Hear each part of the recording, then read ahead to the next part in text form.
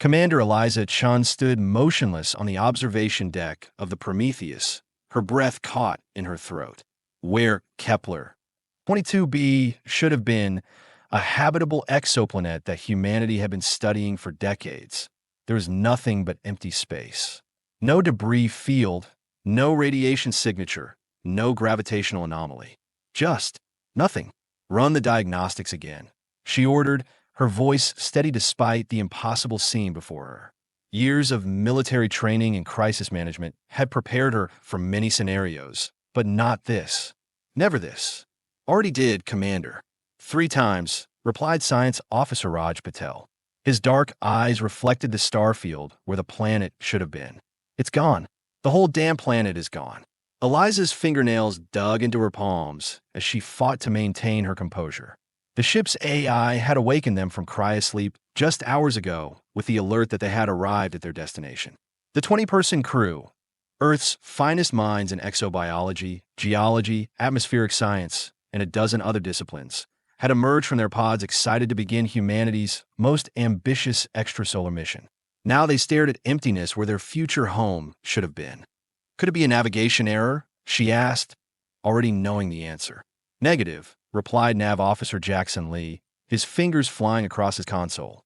Our position matches mission parameters exactly. We are precisely where Kepler 22b should be. Eliza gripped the railing tighter, the cool metal anchoring her to reality as her mind raced through possibilities, each more disturbing than the last. The Prometheus had been dispatched to Kepler 22b to establish humanity's first extrasolar research base. After decades of robotic exploration, the United Earth Space Agency had finally deemed it safe for human habitation, and now their destination had vanished. What about the probes? She asked. Any response from the surface stations? Communications Officer Maya Jackson shook her head, the motion causing her tightly coiled braids to bounce gently against her shoulders. Nothing from the automated stations. But she hesitated, her fingers dancing across her console. We are picking up a signal. Faint, but definitely artificial. It's originating from approximately where the planet should be. Eliza's heart quickened. Put it through. The observation deck speakers crackled with static, then produced a series of sounds unlike anything Eliza had ever heard. Not words, not music, but something in between, a cadence that almost suggested language, but entirely alien. It rose and fell in patterns that seemed to follow mathematical progressions, yet defied easy analysis. The tones shifted in ways that made Eliza's inner ear tingle uncomfortably. Is it a recording? She asked, fighting the urge to cover her ears. Something about the sounds felt invasive, as if they were bypassing her auditory system and speaking directly to her brain. No, Maya replied, her expression a mixture of fascination and unease. Broadcasting in real time. And, she paused, confusion evident in her expression. It's broadcasting on all frequencies simultaneously. That should be impossible. Can you get a visual on the source? Maya adjusted the ship's sensors. There's something there. Putting on screen now. The main view screen flickered, then displayed what appeared to be a small metallic object, roughly the size of a shipping container, floating in the void. Magnify, Eliza ordered. The image zoomed in, revealing a perfectly rectangular object with a mirrored surface. There were no visible engines, no radiation signature, nothing to suggest how it maintained its position. As they watched, the surface rippled slightly, like water disturbed by a gentle breeze, before settling back into its perfect geometric form. What the hell is that? Muttered Chief Engineer Carson Wu, who had joined them on the observation deck. His weathered face, normally impassive, showed rare confusion. The source of our message, Maya confirmed. Eliza studied the object, a cold feeling settling in her stomach. She had spent 20 years in UESA, commanded 3 successful missions to Mars, and supervised the construction of the Europa Underwater Research Station. Nothing in her experience had prepared her for this. Any chance it's one of ours? A probe or satellite that survived? Whatever happened? Raj shook his head, the movement stiff with tension. Negative. We have never deployed anything like that. Besides, all our equipment was planet-side or in orbit. If the planet's gone, he didn't need to finish the thought. If Kepler 22B had somehow been destroyed, all their equipment would have been destroyed with it. But there was no debris field, no evidence of a catastrophic event. It was as if the planet had simply been erased from existence. I'm going to need options, people, Eliza said firmly, falling back on protocol to maintain order. Let's figure out what happened to our planet and what that object has to do with it. She turned to Dr. Eliza Chen, the ship's linguist and, coincidentally, her younger sister. Despite their shared genetics, they couldn't have been more different. Where Eliza was methodical and disciplined, with the close-cropped hair and direct posture of her military background, Olivia was intuitive and unconventional, her expressions animated as she processed new information. Olivia, I need you to analyze that signal. If it's a language, I need to know what it's saying. Olivia nodded, her eyes already distant as her formidable mind began working on the problem. It's going to be challenging without any cultural context, but I will start with pattern recognition algorithms and see what emerges. Eliza addressed the rest of her senior staff. Raj, work with the science team to figure out what could make an entire planet disappear without a trace. Carson, prep a drone for closer examination of that object. I want sensor readings from all spectrums. Maya, keep monitoring that signal for any changes. As her crew dispersed to their tasks, Eliza remained on the observation deck, staring at the mysterious object that had apparently replaced an entire world. In the 2 centuries since humanity had ventured beyond Earth's atmosphere, they had faced countless challenges: radiation, micrometeoroids, technical failures, the psychological toll of deep space isolation. But they had overcome each obstacle with ingenuity, determination, and cooperation. We will solve this too, she whispered to herself. That's what humans do. Little did she know that this mystery would not only challenge everything humanity thought they knew about the universe, but ultimately prove just how resourceful, determined, and uniquely equipped humans were to solve a cosmic puzzle that had confounded intelligences far more advanced than their own. 3 days later, the observation deck had been transformed into an impromptu command center.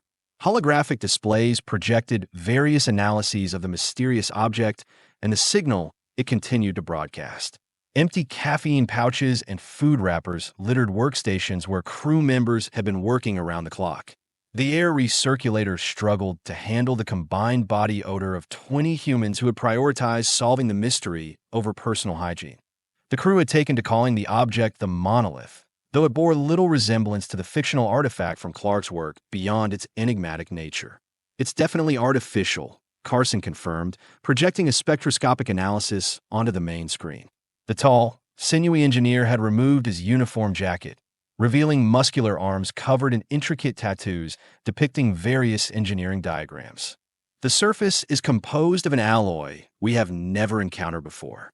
It absorbs virtually all sensor scans, except for a narrow band of gamma radiation. He manipulated the display to show a 3-dimensional rendering.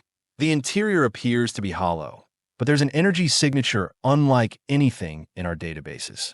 It's not nuclear, not antimatter, not 0 point. It's something else, and it's maintaining perfect position relative to where Kepler 22b should be, added Jackson, the navigation officer. No detectable propulsion or stabilization systems. What about the drone? Eliza asked that Carson's expression darkened. Lost contact when it got within 10 meters. It just shut down. No damage, no EMP signature. It's still there, floating dead in space. Eliza turned to her sister. And the message? Olivia ran a hand through her short black hair, a gesture Eliza recognized as frustration. Dark circles under her eyes testified to countless hours spent analyzing the alien broadcast. It's challenging, Olivia admitted. It doesn't follow any linguistic patterns we are familiar with. It's not a cipher of any human language. The syntax, if there even is one, is completely alien. She pulled up a visualization of the signal, a complex, ever-shifting pattern of waveforms that seem to fold back on themselves in impossible ways. But it is a language? Eliza pressed. Almost certainly, Olivia nodded. There are recurring patterns, variations that suggest grammatical rules, but deciphering it without a Rosetta Stone of sorts. She shrugged. It could take years. We don't have years, Eliza said quietly. We have supplies for 6 months, and that's with rationing. Whatever happened here, we need answers, and we need them quickly.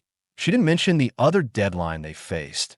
If they didn't establish contact with Earth within 8 months, USA protocol would classify them as lost, and no rescue mission would be mounted. The journey to Kepler 22b had taken 15 years of subjective time for Earth, though only months had passed for the crew in cryosleep. Another such journey solely for rescue wasn't economically viable. There's something else, Raj interjected, pulling up another display. The science officer had barely slept since they discovered the planet's disappearance, his normally neat appearance now disheveled. We have been analyzing the space where Kepler 22b should be. There's a quantum-level disturbance, barely detectable even with our most sensitive instruments. It's as if the fabric of space-time itself was folded. Folded? Carson asked skeptically. Like an FTL theory? Similar, but different, Raj explained, his eyes lighting up with scientific curiosity despite their dire situation. In FTL theory, we're talking about bending space-time to bring 2 points closer together. This is more like the planet was folded out of our dimension entirely. The observation deck fell silent as the implications sank in. Chief Medical Officer Sarah Nguyen, who had been monitoring the crew's health and stress levels, spoke up for the first time. "Are you suggesting the planet wasn't destroyed?" she asked. "That it was moved somewhere else. I'm suggesting it's a possibility we can't rule out," Raj replied cautiously, which makes that message all the more important. It could be instructions, a warning, or an explanation. Eliza stared at the holographic representation of the monolith, her mind racing. Then, with sudden resolve, she straightened her shoulders. "We are going to retrieve it," she announced as Carson's eyes widened. "The monolith? Commander, with all due respect, we have no idea what that thing is. It could be dangerous. It killed our drone. We don't know that it killed anything," Eliza countered. "The drone may have simply experienced a system failure." She looked around at her senior staff. "It's our only lead. We need to study it directly. Prepare the shuttle. There's another problem." Maya spoke up, her expression troubled. "The monolith's position isn't stable. It's moving very slowly, but definitely moving. Based on its trajectory." She manipulated the display to show a projected path. "It's heading directly into the quantum disturbance. How long before it reaches it?" Eliza asked. "At current speeds, about 72 hours. Eliza nodded decisively. "Then we have 72 hours to retrieve it, figure out its message, and determine what happened to Kepler 22b. She looked around at her crew, noting the mix of apprehension and determination on their faces. "Let's do what humans do best, solve the impossible." As the meeting dispersed, Dr. Nguyen pulled Eliza aside. "Commander, I need to discuss the crew's psychological state." Eliza followed the diminutive doctor to a quiet corner of the deck. "How bad is it?" "Not critical yet," Nguyen replied, her voice low. "But we're seeing increased anxiety, difficulty sleeping, some paranoid ideation. We trained for all manner of disasters, but the planet disappeared wasn't in the simulations. Recommendations: keep them focused on concrete tasks. Humans cope better with stress when they feel they are making progress." "When has tita?" "And you need to rest too, Commander. You have been awake for nearly 72 hours straight." Eliza dismissed the concern with a wave. "I will sleep when we have answers." "You will sleep when your judgment becomes impaired and endangers the mission," Nguyen countered firmly. 4 hours minimum. Doctor's orders." Eliza started to protest, then recognized the wisdom in the medical officer's words. Leadership meant knowing when to push and when to recharge. "Fine. 4 hours. But wake me immediately if there are any developments." As she made her way to her quarters, Eliza paused to look once more at the view screen showing the monolith, this impossible object that had replaced their destination. In the reflected surface of the artifact, stars glittered like distant promises. "What are you?" she thought. "And what have you done with our planet?" The retrieval mission was fraught with complications from the start. The shuttle, designed for planetary landings, struggled to match the monolith's subtle but erratic movements. The object seemed to drift randomly, changing direction without warning, as if testing their piloting abilities. "It's toying with us," muttered shuttle pilot Kaito Nakamura as he executed another course correction. The Japanese pilot, renowned for his steady nerves, was sweating visibly as he maneuvered the ungainly craft. Every time I get close, it shifts just enough to stay out of grapple range. Keep at it, Eliza encouraged from the co-pilot's seat. She had insisted on joining the retrieval team despite Carson's objections. Try to predict its movements. Look for patterns. After nearly 3 hours of frustrating pursuit, they finally managed to secure the monolith with magnetic grapples. The moment of contact sent a shudder through the shuttle, and all electronic systems flickered momentarily before stabilizing. What was that? Eliza demanded. Some kind of electromagnetic pulse, Carson reported from the sensor station. Minimal impact on our systems, but he trailed off, staring at the monolith through the shuttle's viewport. Look, the object's surface had shifted from mirrored to a deep, light-absorbing black. As they watched, complex patterns of light raced across its surface, not random, but structured like circuitry or writing made of pure energy. It's responding to our presence, Olivia theorized as they carefully guided the monolith into the Prometheus's cargo bay. The message changed, too, became more complex, with new patterns emerging. Is it alive? Wondered Carson, who had insisted on joining the retrieval team despite Eliza's initial objections. Not in any way we understand life, replied Raj, but it's definitely reacting to stimuli. Once secured in the cargo bay, the monolith became the focus of intense study. Every available sensor was trained on it, every specialist brought in to analyze it from their unique perspective.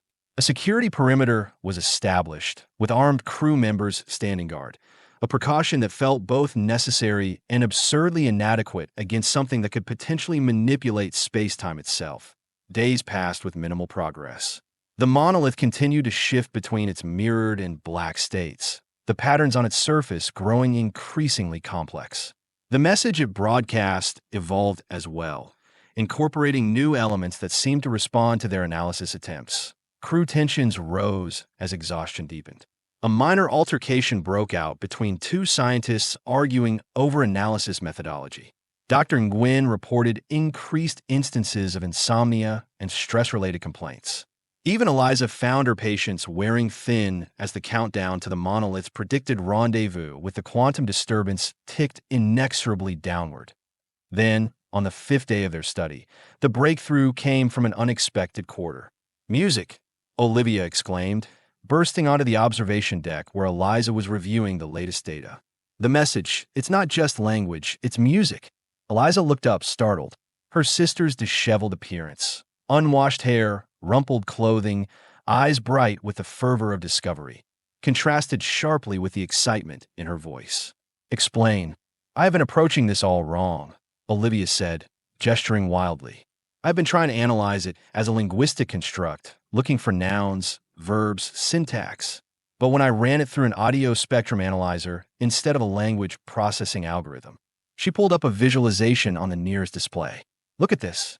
The display showed a complex pattern of waveforms, peaks and valleys, forming an intricate design that reminded Eliza of the mandalas their grandmother used to draw. "It's a mathematical sequence," Raj realized, stepping closer. Fibonacci spirals nested within each other. "Exactly," Olivia nodded vigorously. "And when we translate these patterns back into sound, but adjust for a different auditory range." She manipulated the console. "Listen." The speakers filled with a haunting melody, beautiful in its alienness but somehow recognizable in its structure. It ebbed and flowed like ocean tides, built to crescendos of stunning complexity, then resolved into simple, pure tones that seemed to resonate with something primal in the human brain. Several crew members who had gathered to watch the demonstration visibly relaxed as the music washed over them. "It's a universal language," Olivia explained, her fatigue momentarily forgotten in the thrill of discovery. "Mathematics expressed through sound. We have been trying to communicate with alien civilizations using prime numbers and mathematical constants for decades. They're doing the same, but at a level of complexity we have barely begun to comprehend." Eliza felt a shiver run down her spine. "Can you decode it? Understand what they are trying to tell us?" "Not entirely. Not yet," Olivia admitted. "But I have identified repeated sequences that correspond to astronomical coordinates. And this pattern here," she highlighted a section of the visualization, I think it's a temporal reference, a countdown. A countdown to what? Carson asked, voicing everyone's concern. If I'm interpreting this correctly. To wherever Kepler 22b went, Olivia replied. The countdown ends in approximately 65 hours, exactly when the monolith would reach the quantum disturbance. The implication was clear. The monolith was heading for the same place as the missing planet, and the countdown was ticking. There's more, Olivia continued. There's a repeating pattern that doesn't fit with the rest. It's simpler, almost like an interruption in the main message. Or a signature, suggested Maya, like an artist signing their work. Whatever it is, it's our best lead, Eliza decided. Focus on that pattern. If this is a form of communication, we need to know who's communicating and why they took an entire planet. As the crew dispersed to their new tasks, energized by this breakthrough, Eliza found herself standing alone before the secured monolith in the cargo bay. Its surface had returned to the mirrored state, reflecting her own image back at her, but subtly distorted, as if showing a version of herself from a slightly different reality. We are listening, she said softly to the alien artifact. We are trying to understand. I just hope we are smart enough, and that we have enough time. The monolith's surface rippled slightly, as if in response to her words. The next 48 hours passed in a blur of feverish activity. The crew worked in shifts, pushing themselves to the limits of endurance as they raced against the countdown. The monolith continued to change, its surface shifting between reflective and absorptive states, its message growing increasingly complex. It's as if it's evolving the language in response to our attempts to understand it. Olivia theorized, her eyes red-rimmed from lack of sleep. Learning how we learn, adapting to be more comprehensible. The ship's musicians, crew members with musical training who normally played for recreation, were recruited to help analyze the mathematical musical patterns. Dr. Amanda Torres, a planetary geologist with classical piano training, proved particularly adept at identifying recurring motifs in the alien composition. There's a structure here that reminds me of Bach's fugues, she explained during one brainstorming session. Mathematical precision combined with emotional resonance. Whoever created this has a deep understanding of how mathematics can evoke emotional responses. Meanwhile, Raj and his science team made progress understanding the quantum disturbance. It's not random, he reported. The fluctuations follow the same mathematical progressions as the musical message. It's all connected. The monolith, the message, the disturbance. There are different expressions of the same. Intent. Intent implies intelligence, Carson pointed out. Are we dealing with a technological artifact or a sentient being? Maybe the distinction isn't meaningful to them, suggested Olivia. Our concept of consciousness might be just one point on a spectrum they experience differently. The crew's collective intelligence worked at the problem from every conceivable angle. Linguists, musicians, mathematicians, physicists, each brought their unique perspective, building on each other's insights in a symphony of human collaboration that mirrored the complexity of the alien message itself. The breakthrough came during hour 53 of their countdown, when Olivia and Raj simultaneously reached the same conclusion from different analytical approaches. It's an invitation, Olivia announced to the assembled crew, her voice hoarse from exhaustion but vibrant with excitement. The monolith is an invitation to follow. Follow where? Asked Carson. Through the quantum disturbance, Raj explained, pointing to his calculations. The monolith is a key of sorts, designed to create a stable passage through what I believe is a fold in space-time. A wormhole? Maya asked incredulously. More sophisticated than that, Raj replied. A controlled dimensional shift. My theory is that Kepler 22b wasn't destroyed or even moved. It was phased into a parallel dimension, one that exists alongside our own but normally remains inaccessible. And the monolith is our ticket to follow it. Eliza asked, trying to process the implications. Yes, Olivia confirmed. But there's a catch. The message contains what I believe are specifications, requirements for passage. The monolith alone isn't enough. It needs to be activated, for lack of a better term. Activated how? Carson asked. Olivia hesitated. That's where it gets complicated. The activation sequence appears to be tied to that repeating pattern. The signature, as Maya called it. I think it's... She paused, seeming almost embarrassed. I think it's asking for a response. A cuenta sietu. You mean we need to reply to the message? Eliza clarified. Yes, but in their language, this mathematical musical construct. We need to create a response that demonstrates understanding of their communication method, but also contains uniquely human elements. Olivia looked around at her colleagues. We need to compose a reply that says, this is humanity in a way they will understand. The task seemed almost insurmountable. How could they possibly encapsulate the essence of humanity in a mathematical musical sequence, using a language they barely understood in less than 48 hours? But as Eliza looked at her crew, the brightest minds Earth had to offer, each bringing their unique perspective to the problem, she felt a surge of confidence. This was exactly the kind of impossible challenge that humans excelled at. Let's get to work, she said simply. The composition of humanity's reply became a ship-wide project. Every crew member contributed in some way. Mathematicians provided elegant sequences, musicians offered melodic structures, linguists suggested pattern variations that might convey human concepts. We need to include prime numbers, insisted Raj. They are universally recognized as markers of intelligence. And the Fibonacci sequence, added Carson. It appears throughout nature on Earth. It's part of what makes us who we are. DNA base pairs, suggested Dr. Nguyen. Translated into musical notes, the literal song of human life. Hi, offered Jackson Lee. Not just the first few digits, but a harmonic progression that generates the sequence to 1,000 places. The golden ratio, said Dr. Torres. It appears in our art, our architecture, our perception of beauty. Dr. Mikhail Volkov, a quantum physicist with a passion for Russian folk music, suggested incorporating rhythmic patterns from different human musical traditions. Music is universal to all human cultures, he pointed out. It reflects how we experience time and emotion. Even the ship's AI contributed, offering computational capacity to ensure mathematical precision in their composition. Piece by piece, they constructed their reply, a complex mathematical musical composition that incorporated elements of Earth's diverse musical traditions, mathematical constants discovered throughout human history, and patterns reflecting human biology and culture.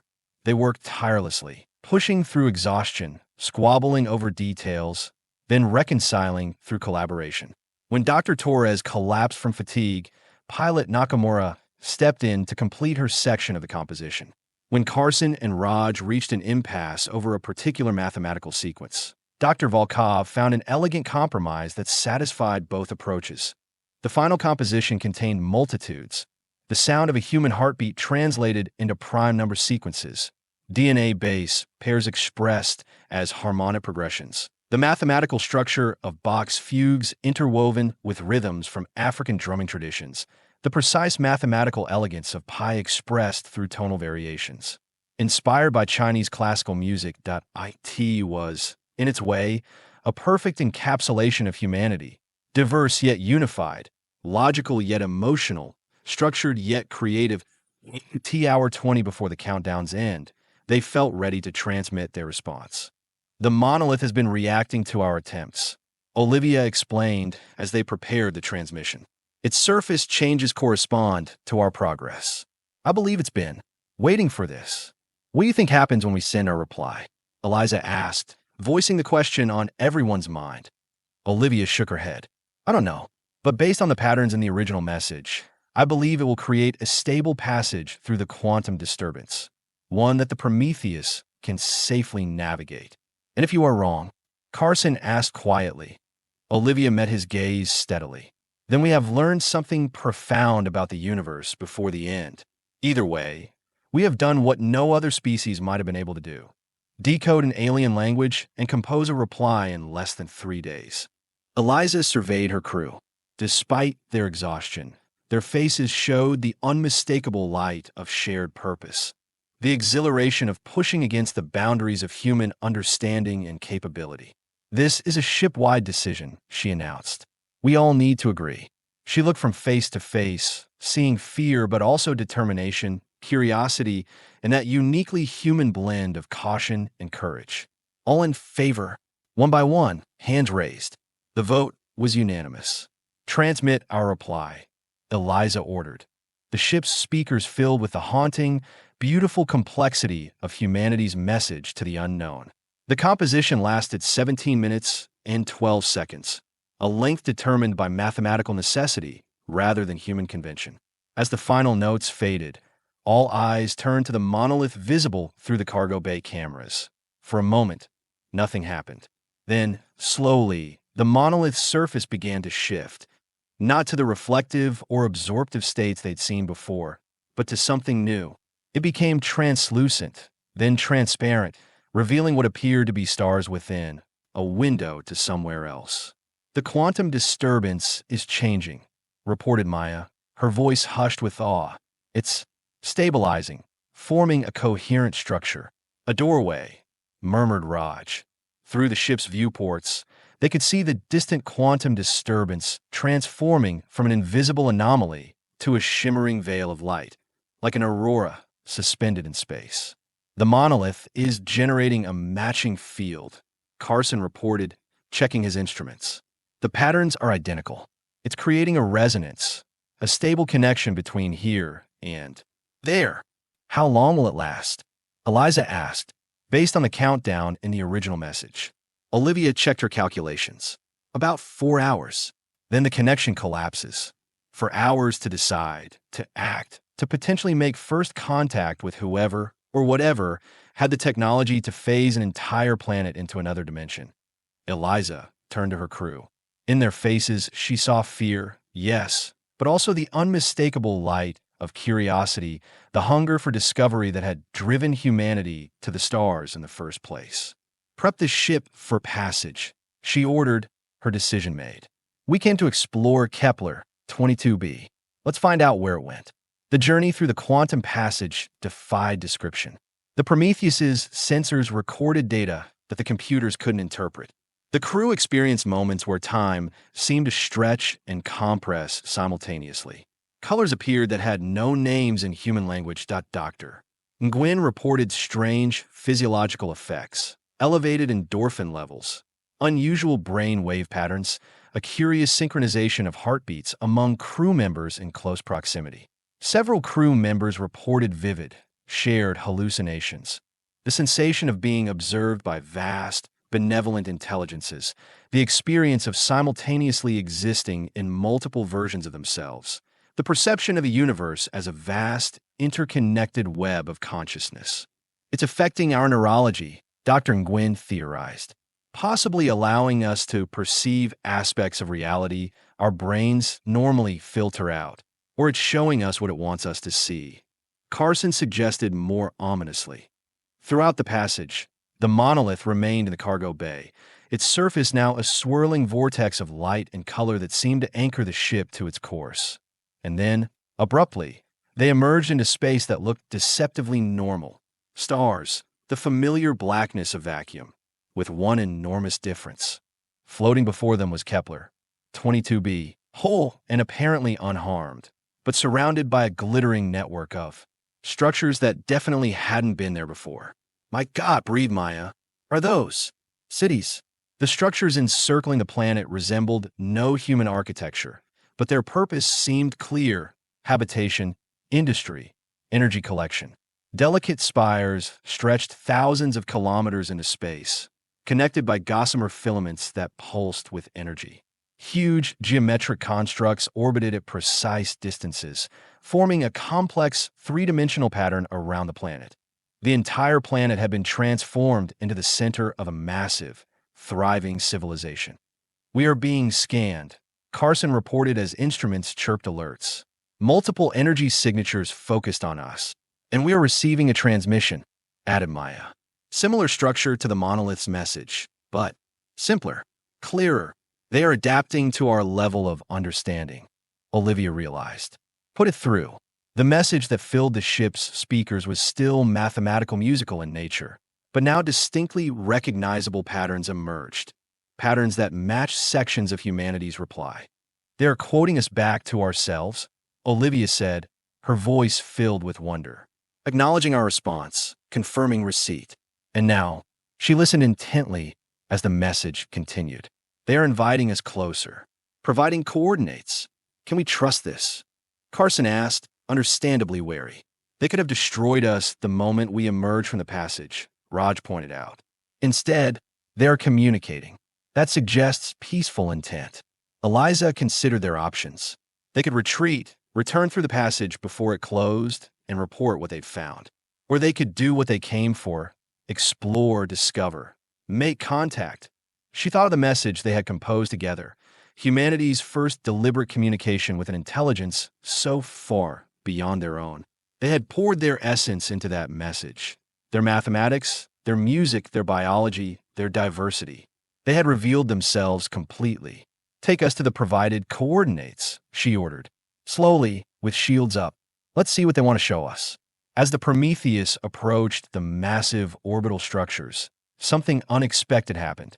The alien architecture began to change, sections reconfiguring themselves in patterns that seemed vaguely familiar. They are adapting their structures, Raj observed, amazement in his voice. Creating a docking port compatible with our ship. Not just compatible, Carson added, studying the readings more closely. They are replicating our docking mechanisms exactly. They have somehow analyzed our ship's design and are building a perfect match. The question is why, Eliza said. Why bring an entire planet to another dimension, then leave us a way to follow, and now welcome us like this? The answer came as they neared the newly formed docking structure. A new transmission arrived, longer and more complex than before, but with sections that Olivia could now interpret thanks to the mathematical musical vocabulary they had established through their reply. It's incredible, she whispered as she worked through the translation. They are saying, they have been searching. For eons, they've been searching the universe for others who could do what we just did. Do what? Follow them through the passage? Carson asked. No. Olivia shook her head, eyes wide with realization. Decode their message and respond appropriately in less than one of their cycles. What we experienced is the countdown. We didn't just pass a test of intelligence. We demonstrated a capacity they value above all else, adaptability. The ability to encounter something completely alien and not only comprehend it, but respond to it creatively in an incredibly short time frame. How many others have they tested? Eliza asked quietly. Olivia continued translating, her expression shifting between awe and disbelief. Thousands of civilizations, across multiple galaxies, over millions of years. None have done what we did. Most either ignored the monolith, attacked it, or spent decades trying to decode its message, by which time the opportunity had passed. What happens to the planets that fail? Maya asked, voicing the question they were all thinking. Olivia listened to another segment of the transmission, relief washing over her face. They are returned, she replied, unharmed, with no memory of the event, no trace except the message left behind. A message that continues broadcasting for future generations, in case they evolve the capacity to respond appropriately. Like a cosmic test, murmured Dr. Volkov, one that apparently only humans have passed. Not exactly, Olivia corrected, focusing on a new pattern in the message. We are not the first to pass, but we are exceedingly rare. And our method of success was unique. What do you mean? Asked Eliza. Most intelligent species specialize, Olivia explained, translating as she spoke. They evolved to excel in particular cognitive domains, mathematical precision, pattern recognition, technological innovation. Those that succeeded before us did so through singular brilliance in one area. And us? Carson asked, and Olivia's eyes widened as she processed the next section of the message. They're saying we succeeded through cognitive diversity and collaboration. They observed how different individuals contributed different perspectives, how we combined mathematical precision with musical intuition, logical analysis with creative leaps. They were watching us, Raj asked, disturbed by the implication. The monolith was, Olivia confirmed. It wasn't just broadcasting, it was observing, learning, adapting. Our success wasn't just decoding their message, it was how we did it, by pooling our diverse cognitive strengths. Eliza felt a swell of pride. Their achievement wasn't the work of a single brilliant mind, but the combined effort of 20 humans, each contributing their unique perspective and abilities. And what happens to those who succeed? Eliza asked. Olivia listened to the final section of the transmission, her expression shifting from concentration to astonishment. They are inviting us to join them. Not just our ship, all of humanity. They are offering to share technology, knowledge, access to a network of dimensions and civilizations that have passed their test. The observation deck fell silent as the implications sank in. This wasn't just first contact. It was an invitation to leap forward thousands of years in development, to join something greater than themselves. There's one more thing, Olivia added, reviewing the final patterns of the message. They're asking for our help. Despite their advanced technology, they lack something they believe humans possess in abundance. Our unique combination of adaptability, creativity, and collaborative problem solving. Our help. Carson scoffed. What could a civilization capable of dimensional manipulation possibly need from us? They have encountered a threat they can't overcome alone, Olivia continued, her voice growing more serious. Something that exists beyond the dimensional network they have established. Something that doesn't respond to mathematical precision or technological superiority. What kind of threat? Eliza asked. Olivia shook her head. The translation breaks down here. Their concepts don't map well to our understanding. But the emotional tone of the message shifts dramatically. If I had to describe it in human terms, she hesitated. I'd say they are afraid. The crew exchanged uneasy glances. The idea that beings capable of moving entire planets between dimensions could feel fear was deeply unsettling. They believe our cognitive diversity, our ability to approach problems from multiple perspectives simultaneously, might offer solutions they haven't considered, Olivia continued. They are not just testing us, they are recruiting us. Eliza looked out at the alien structures, now elegantly merged with a docking port perfectly shaped to welcome the Prometheus. Beyond them, Kepler 22b waited, not just their original destination, but a doorway to a future they couldn't have imagined when they set out from Earth. It seems, she said slowly, that humanity's greatest strengths aren't our technology or our scientific understanding. It's our ability to face the unknown and adapt to it, to take something incomprehensible and find meaning in it, to collaborate across differences and solve problems creatively. She turned to her crew, these representatives of humanity who had accomplished the impossible, decoding an alien language in days, composing a reply that conveyed the essence of what made humans unique, and navigating safely through a fold in reality itself. Signal Earth, she ordered. Tell them, humanity just passed its first cosmic test, and our real journey is just beginning. As the Prometheus glided toward the waiting dock, Eliza reflected on the incredible series of events that had brought them here. A planet had disappeared without a trace, leaving behind a single message written in an unknown language. And humans, with their unique blend of intelligence, creativity, and sheer determination, had done what countless other species could not. They decoded the message, responded in kind, and opened a door to a future beyond imagining. She thought of the ancient sailors who had first ventured beyond sight of land, of the early astronauts who had risked their lives to reach Earth's moon, of the generations of explorers and dreamers whose courage had ultimately led to this moment. Each step had prepared humanity for this ultimate challenge. The docking mechanism engaged with a gentle shudder.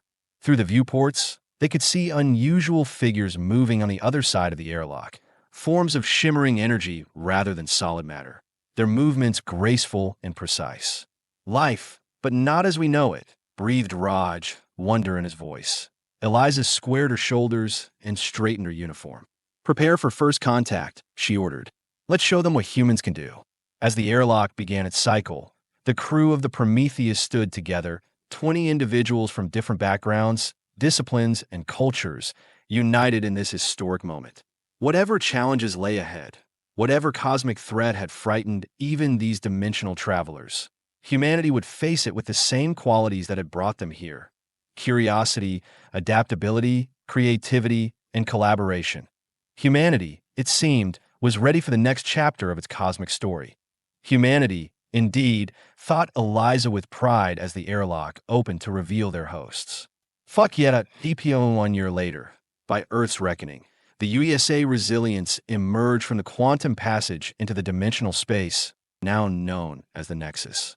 Unlike the Prometheus before it, this ship carried not just scientists and explorers, but representatives from Earth's nations, cultures, and disciplines, a carefully selected cross-section of humanity's diversity.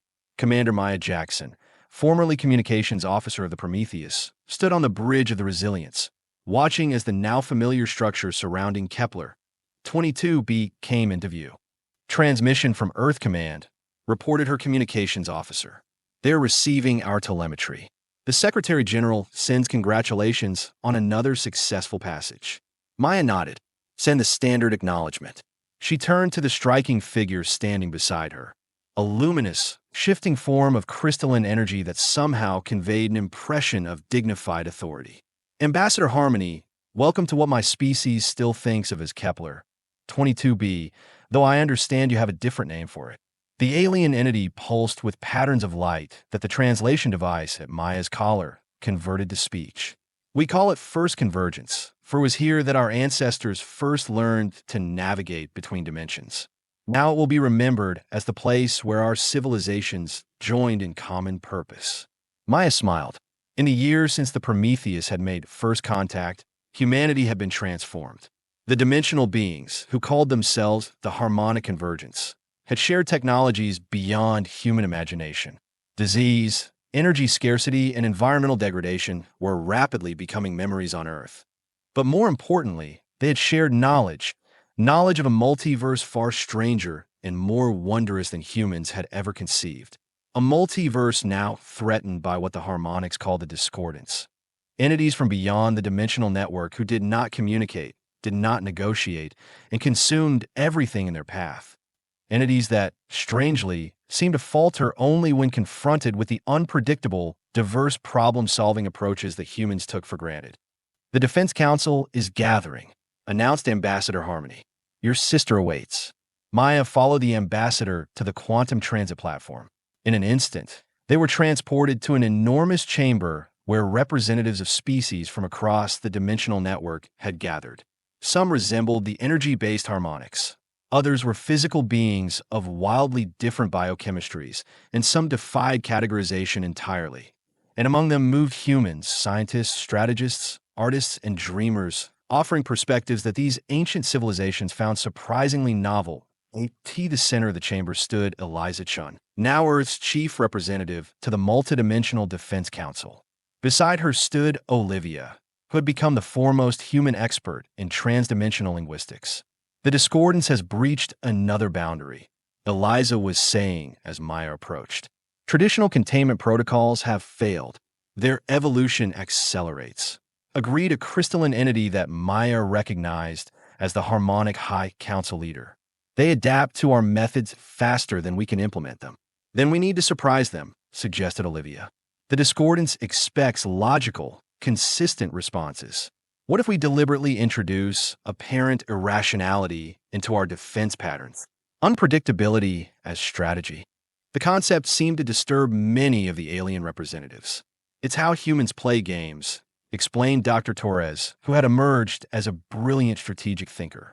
We call it mixing up the play, deliberately making suboptimal moves to confuse an opponent who expects optimal behavior. Inefficient, objected a representative of a highly logical species. Effective, countered Carson, who had become Earth's liaison for technological integration, especially against an opponent that expects efficiency. Maya watched as the debate unfolded. Ancient, hyper-advanced civilizations genuinely considering the seemingly primitive suggestions of humans. What had begun as humanity's greatest adventure had become the multiverse's greatest hope, that the strange, messy, contradictory thinking of these newcomers might offer what eons of logical advancement could not. A genuinely new approach. Yes, the Council agreed to implement a hybrid strategy incorporating human unpredictability. Maya caught her former commander's eye. Eliza smiled, the quiet, confident smile of a woman who had led humanity through its greatest test and discovered its greatest strength. That IT wasn't their technology, their weapons, or even their intelligence that had made humans special in a multiverse of wonders.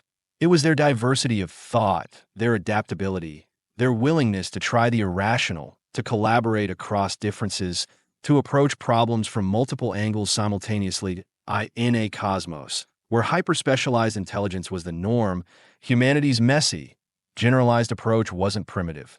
It was revolutionary. The message hidden in an unknown language had led humanity to its true place in the universe. Not as conquerors, not as novices, but as innovators whose very cognitive nature offered something unique and precious. A different way of thinking. Humanity, with all its contradictions and complications, was ready to show the universe what it could do. Humanity, fuck yeah, thought Maya, as they prepared to face the unimaginable together.